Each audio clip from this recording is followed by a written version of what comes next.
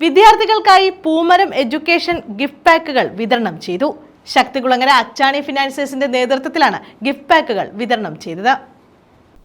ശക്തികുളങ്ങര അച്ചാണി ഫിനാൻസേഴ്സിന്റെ നേതൃത്വത്തിലാണ് education gift പാക്കുകൾ വിതരണം ചെയ്തത്. പൂമരം എന്ന പേരിലായിരുന്നു എഡ്യൂക്കേഷൻ ഗിഫ്റ്റ് പാക്കുകൾ വിതരണം ചെയ്തത്. 500 വിദ്യാർത്ഥികൾക്കാണ് എഡ്യൂക്കേഷൻ ഗിഫ്റ്റ് പാക്കുകൾ വിതരണം ചെയ്തത്.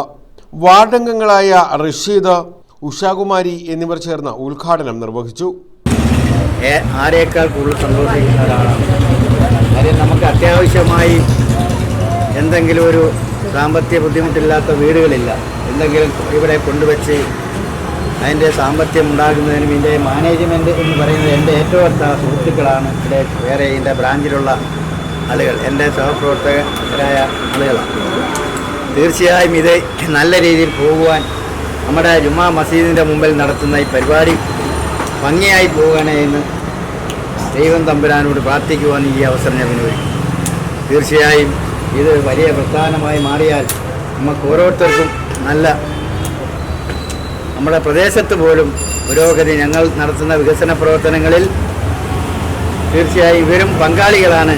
അത്യാവശ്യമായി നമ്മുടെ പാവങ്ങളെ സഹായിക്കുവാനൊക്കെ ഇതിൻ്റെ മാനേജ്മെൻറ്റ് തയ്യാറാണ്. വിജയലക്ഷ്മി അധ്യക്ഷത വഹിച്ചു.